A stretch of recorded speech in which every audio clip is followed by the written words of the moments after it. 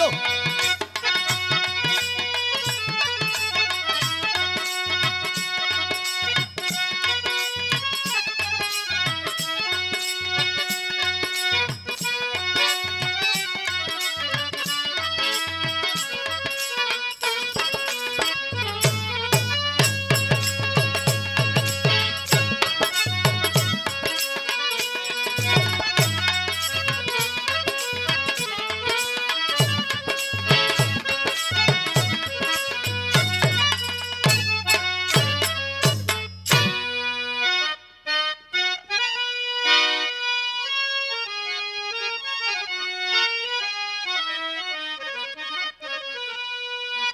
समरिया रगोइया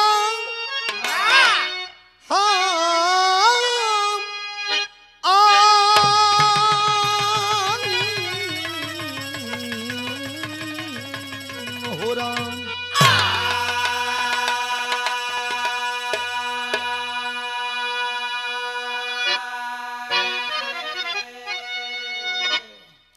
बाबूजी super cassette T series की ओर से जिस गीत की आपको चाहत बनी रही है कि भैया कैसेट में भिजवाइए, मंच से भी आपने सुना, लेकिन इस दुनिया के लोगों में कैसी बदनीयता आ गई है, कवि ने भाव दिया है। यही धन लेकर धर्म डूब जाता, यही धन मुहब्बत पे खंजर चलाए, यही धन धरोहर समझ कर के दुनिया मनुजता की देवी को सूली चढ़ाए। खुदा की खुदाई को क्यों छीनते हो, अहम की बहम तुम मिटा करके देखो, सदा घर उजारे वो नफरत में जालिम, जरा घर किसी का बसा करके देखो।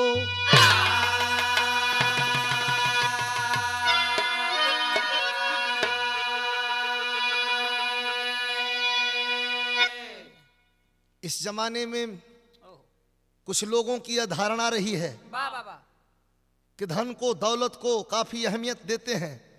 आदमी के जिंदगी में पैसे की जरूरत है, पैसा बहुत कुछ है, ठेठ भोजपुरी में हम समझा दें, पैसा बहुत कुछ है, लेकिन ऐ मेरे वतन के लोगों, पैसा सब कुछ ना है।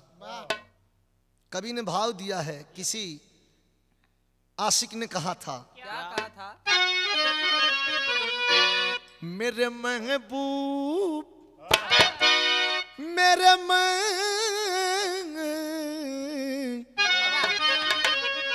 मेरे महबूब, मेरे महबूब मेरे साथ बड़ा काम किया, मेरे महबूब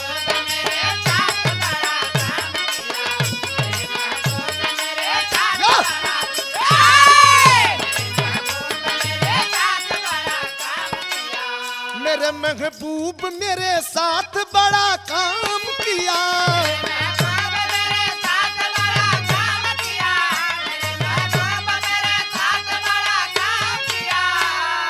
अरे मेरे महबूब मेरे साथ बड़ा काम किया, काम किया। प्यार मांगा था हमने, धन नहीं मांगा था, दौलत नहीं मांगा था, क्या मांगा था?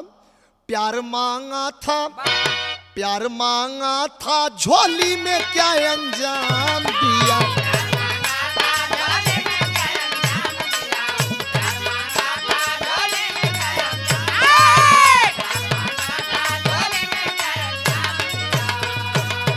कवि ने भाव लिया है, आज समाज में सबसे बड़ी यार दुख कौने बात का बा, काहे तू सुखी हुआ, यही से हम बहुत दुखी हैं। काहे तू कुर्ता बहुत बढ़िया पहिरला है कि हम सिया न पाई बाकी फाड़ दे। यह समाज के दुख बा। यही से हम कहिला कि द्वेष की चोट, द्वेष, अहंकार, जलन, ईर्ष्या, द्वेष की चोट, द्वेष की चोट से जिगर का शीशा टूट गया।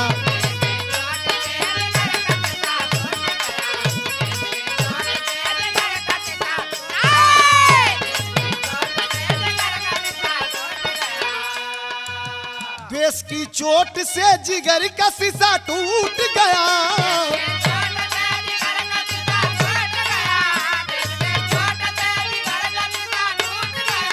अरे द्वेष की चोट से जिगर का शीशा टूट गया, टूट गया।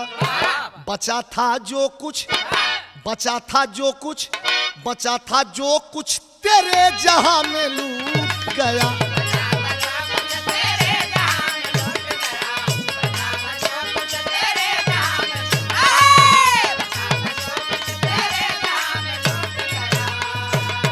कहानी की शुरुआत हुई।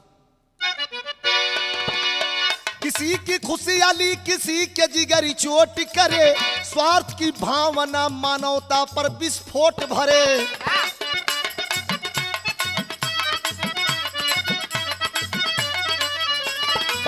खुशी को छीन करके खुशियां मनाने वाले, खुशी को छीन करके खुशियां मनाने वाले, पुष्प को पाते ना चमन को जलाने वाले।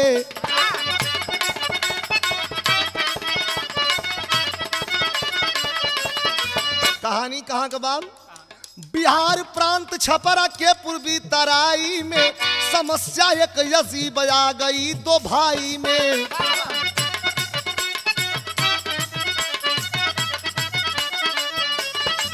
बड़ा मोहन संभाला था जो कष्टकारी को, बड़ा मोहन संभाला था जो कष्टकारी को, शौक से ले लिया था सारी जिम्मेदारी को।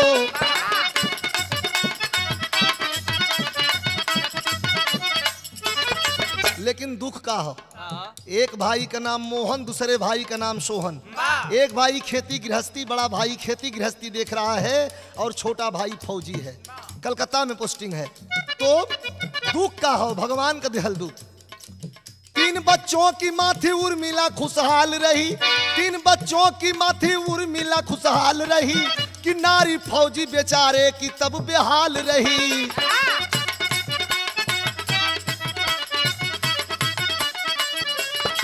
गोद सुनी,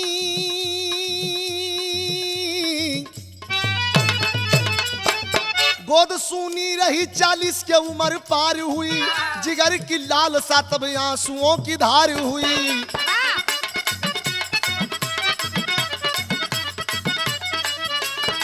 बड़ा प्यार बा दोनों भाई में, समय बीतत गई लेकिन 40 वर्ष की अवस्था हो गई है फौजी भाई की। अब तक गोद में को बेटा बेटी नहीं होन, कोई संतान नहीं होन। एक दुख बराबर बनल बाई, कुदरत का दुख बा। आज भाई छोटा भाई फौजी छुट्टी ले करके और घर पे आया है। जब 2 महीने की छुट्टी लेकर के घर पे आया तो रात के जब दुल्हन से भेंट भइल खटिया पर चारपाई पर, तब पति का पैर दबा रहे फौजी सैया का, और गीता दुल्हन रो रहे, आंसू आंखों में दे करके सवाल कर दिया फौजी, खबरदार क्यों रो रही हो? क्यों कुछ कहलस का? रो रही है, कह रही है, क्या कह रही है? यह कहता कि माहूर लियाई देता हमरा के खियाई देता,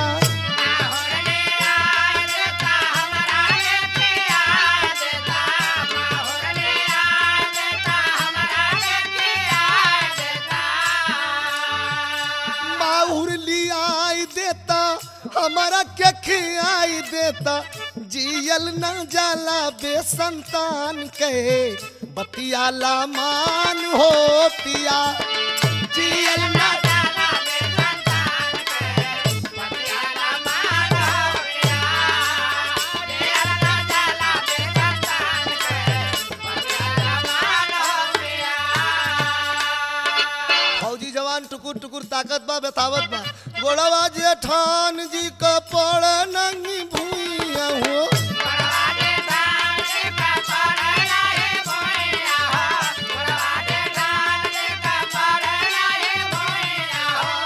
हमारे खातिर मुंह लिहलन अखिया गोसैया हो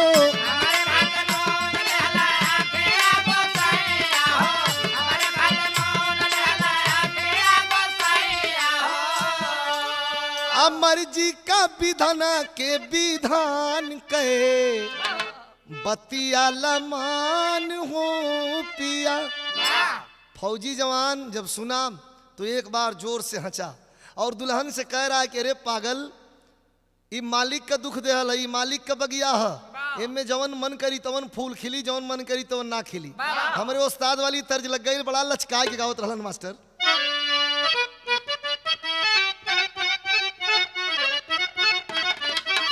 अरे गीता दुल्हनिया के फौजी समझावेला, गीता दुल्हनिया के फौजी समझावेला, पार करी हमन के बुढ़ैया गोरी हो, तीनों भैया के दुलार पार करी है।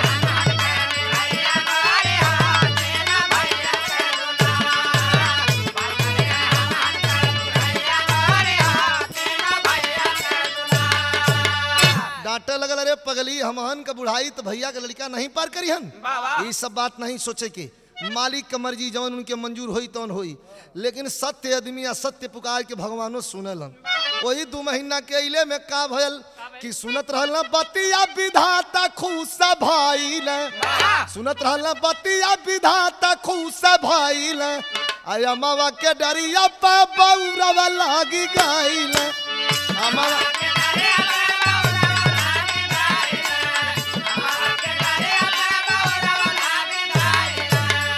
पड़ी जब अधजल में न्योरियो गोरी हो, तब गोसैया करी है पार। चिंता का विषय नहीं बा, मालिक के ऊपर छोड़ दा। जवान इतना ही सोचत बा, तब से वही 2 महीना के इले में वह फौजी की दुल्हन गर्भ धारण करती है। चारों तरफ खुशी खुशी हो गई। जवान भैया भौजी के चिता के फौज की ओर चले के तैयारी कैलस, तब बिरहा में तर्ज लग गई। कोनो दुल्हन अपने दुल्हा के मेला में खोजत रहल, यह कहत रहल कि कांगी होई है सड़क पर, अरे काई होई है सड़क पर लखत होई है रे काई होई।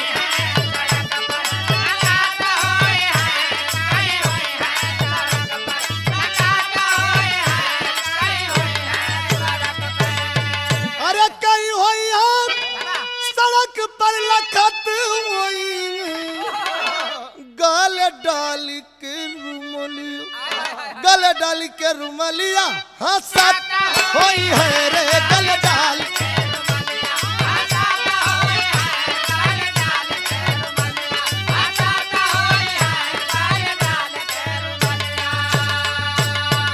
लेकिन मलेटरिया में चलल, अरे मलेटरिया में चलल बला मरसिया हो मले।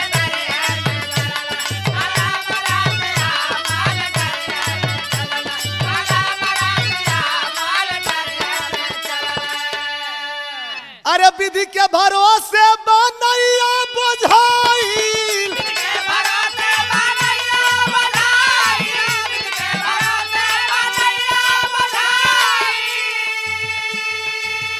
नवे महीनवा की नरवा पयाईल,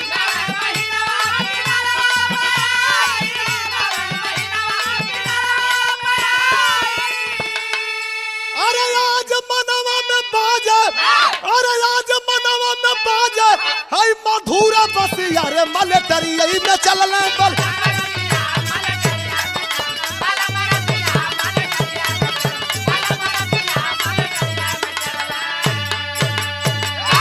महीना बीतल, 2 महीना बीतल, 3 महीना बीतल, 4 महीना बीतल, 8वां पार कर गए। अब गाड़ी एकदम लजमजा गई है, एकदम करीब बा डिलीवरी, लेकिन सब तो खुश से घर में एक आदमी के मन में कौतूहल बा के कैसे लड़का खिलाई देवरनिया, कैसे लड़का खिलाई देवरनिया, जेठनिया बिस्माध गई, जेठनिया बिस्माध गई।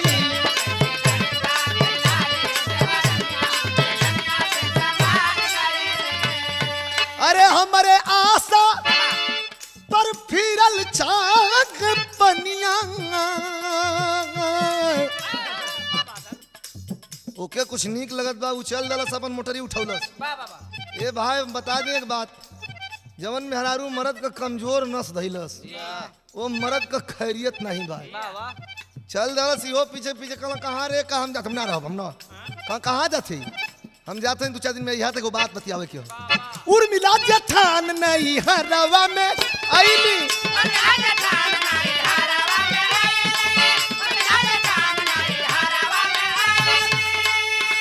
भेज के खबर अपन सैया के बोलवली,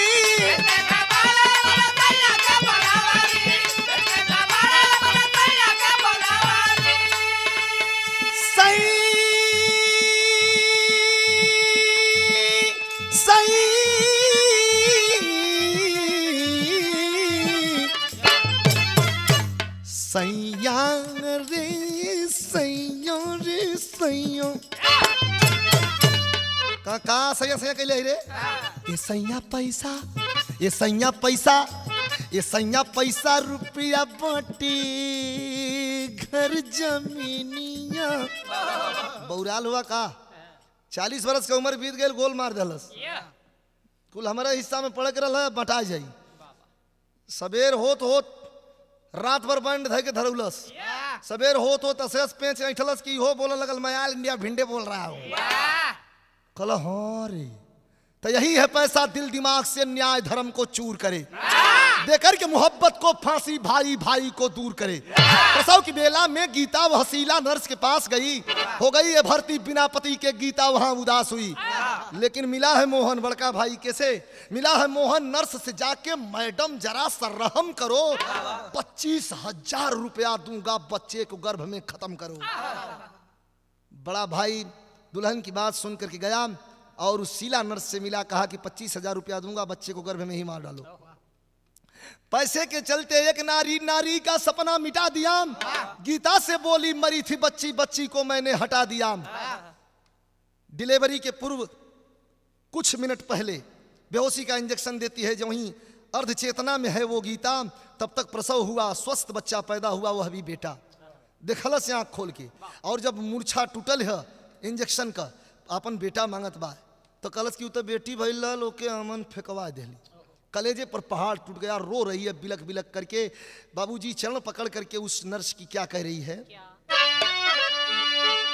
देहली जाना मुना खेलावले के भाग भइल, जहरा कस सुइया लगाई दे तू बहिनी, हमके पड़ल बाकी सैया के पड़ल लाल, हमके मुआल कई दे खाई दे तू बहिनी, मुहवा के चूमी ले कोरा में खिलाई ले, भाई जी के हमारा बोला हुआई दे तू बहिनी। हमारे जेठ जी के बोलवा दा, कवि जी ने भाव लिया है, टेरी का भाव बा मास्टर, इमनवा जहिया पैसा पर बिकी, अरे इमनवा जहिया पैसा,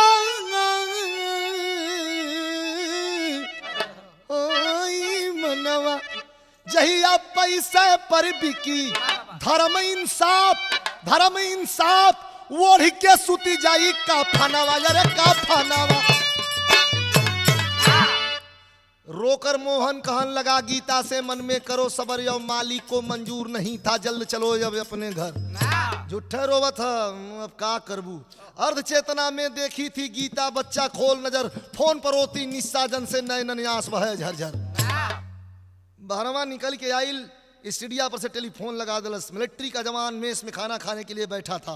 बैरिकपुर कलकत्ता में एक जवान दौड़ करके कहा कि अरे जवान तेरा टेलीफोन है, दौड़े दौड़े टेलीफोन उठाया, हेलो गीता, कौनो सुबह समाचार बतिया, रो रही है, कह रही है क्या, कह कि का हम बताई सैया, का हम सुनाई हो, का हम बताई सैया, का हम सुनाई हो, हउए या शुभ समाचार हो।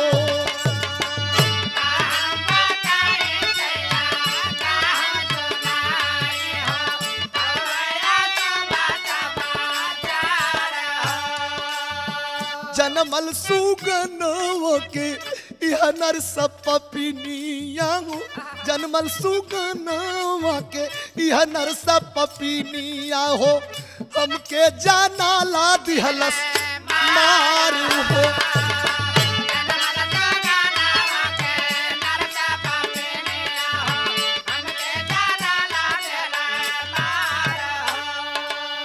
जनमल का रहल हमारे हमके देखौले नहीं। अब भैया तोहार कोनो जुगती लगौले नहीं। जबले नयावत बाटा तबले जियत बानी। जबले नयावत बाटा तबले जियत बानी। देव परानवनी सार हो।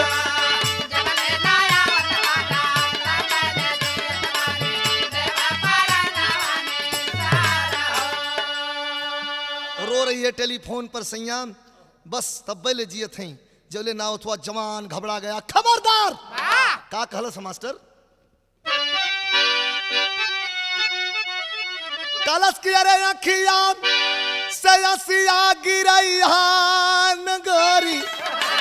डटल रैहा घरवा जइहा नगरी।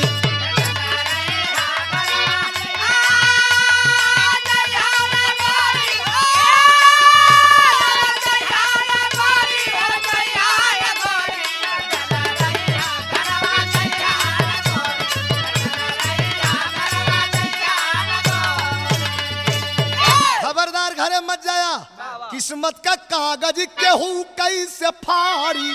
अकस लहलस वरदी पकड़ लहल गाड़ी।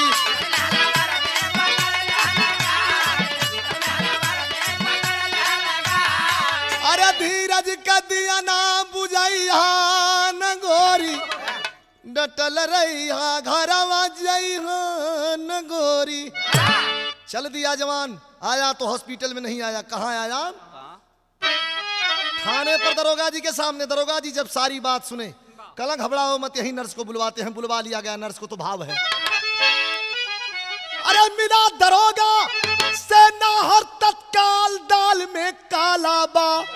अब पकड़ नर्स को पूछन लगा सवाल दाल में काला बा।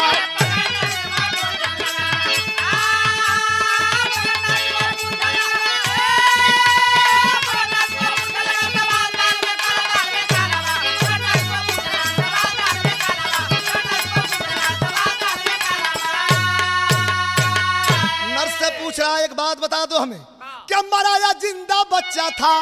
वो बच्चा मात्र हमारा था और उसको तुमने फेंक दिया। ये क्या अधिकार तुम्हारा था? बच्चा मरा था या जिंदा था? बेटा था या बिटिया थी? मेरा था। उसको तुमने फेंक दिया। क्या तुम्हारा हक है फेंकने का?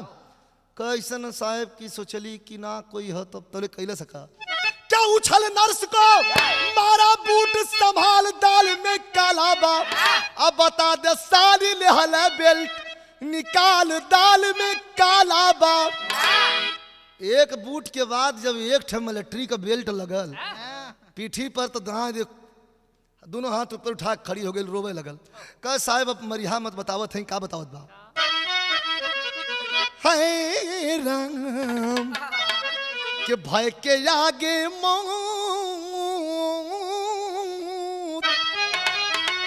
भय के आगे मौत भी हिलैल दुनिया में बाबू। छोटे छोटे पपियन का कवन रे ठिकानी। आ टूटी गईल नरसा कुलबा तावई जहरवा भैया।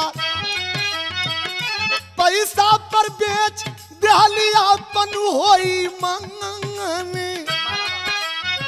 पैसा पर? हाँ, तोहरे बड़का भैया हमके दहले रुपया बाबू।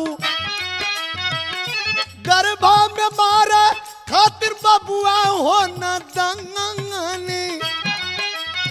भैया का नाम सुन करके धड़ाम दे जवान गिर गया। कहा खबरदार मैं नहीं मानूंगा। कहला कहाँ फेंकली? कलश की जनमल सुगानावा के झोरावा में रखली बाबू, अझड़िया में रोखी अली जहवा हो बिरांगनी। स्वस्थ बच्चा था, बेटा रहल सरकार। एक ठे झोरा बोरवा वाला झोरा में रख के और रुई रख के उसमें कायदे से रख के एक ठे झाड़ी में रखी। कल हम के लिए चल तब पुलिस फोर्स साथे चलली नरसऊ पपिनिया भैया, अझड़िया के मोर जब अइलन दुख मांगने। जब झोले की ओर आते हैं, झाड़ी की ओर देखते हैं, एक दृश्य देखा में कलेजा लोगन का कांप गल। का रहल कि चार कुत्ता झोला वही के अरिया अरिया गुरजत रहलन। चार कुत्ता झोला के आरी आरी गिरत हूं, देख के कलेजावा पर टूटल आसमान। लेकिन मतारी का ममता ममता होले, छोड़ा के लोगन से भाग करके झाड़ी की ओर अइलिन है। तो झोलावा के पास अइली लड़का के मतरिया बाबू, तो झोलावा में जियत रहल बबुआ हो न दानी। 26 घंटे के बाद आज भी धरती पर धर्म हो, मालिक का पहरा न हो तो ऐसा नहीं हो पावत। याद होगा आपको गुजरात के भूकंप में 26 दिन के बाद मलबे से निकाली गई लाश में से एक बच्चा मिला जो मां के छाती पर सो करके और स्तनपान कर रहा था, चूंकि शरीर सड़ चुकी थी। भगवान कमन हार देले रहलन। मिलिट्री के जवान के माथे पर पसीना होगल। कलस्तनी भैया के बुलावा, भौजी के बुलावा, सबके बुला के सवाल कर रहा है कि एक राम थे भाई भरत के खातिर राजपाट सब त्याग दिए, एक भाई होकर के तू नफरत की गोली दाग दिए। अरे भाभी बोलो क्या पाई तू खुशी छून छीन कर गीता की, लक्ष्मण की बगिया हंसे नहीं क्या यही धर्म था सीता की। लेकिन एक बात याद रहे, यदि मर जाऊं मैं सीमा पर, यदि मर जाऊं मैं सीमा पर 10 लाख रुपया ले लेना, नारी के साथ इस बच्चे को ला करके हलाहल दे देना। अब मैं जाता हूं सब ले लो। अब घरे न रह तोरे धन पर न रह, तोरे दौलत पर न रह, तोरे से हिस्सेदारी न बटी, कुल ले ला। अब मैं जाता हूं सब ले लो, ना 1 इंच भर मैं लूंगा, मैं जहां रहूंगा सर्विस का आधा पैसा भेजवा दूंगा। यह खून है, ब्लड ब्लडे होला। अपने दुल्हन को लिवा करके चलने लगा। दरोगा जी बुलावत फोन क्या हो, मेरी गाड़ी में बैठो, छोड़ देते हैं बस स्टैंड तक। जवान का ऐसा कत्तई नहीं होगा सर। अरे जौने गाड़ी में भैया के हथकड़ी लगा के ले जी बाप, वही गाड़ी में मेहरारू लिया के जाई हम। ऐसा न हो तो लिया के जा, हम चल जा। जब वहीं चला है तब से एक आवाज आती है जो कलेजा चीर देती है। कौन सी आवाज है? तबले तीनों लड़कन का खूनल बाबू हवा, चाचा छोड़ के यही भाती जवन के जईबा कहावा।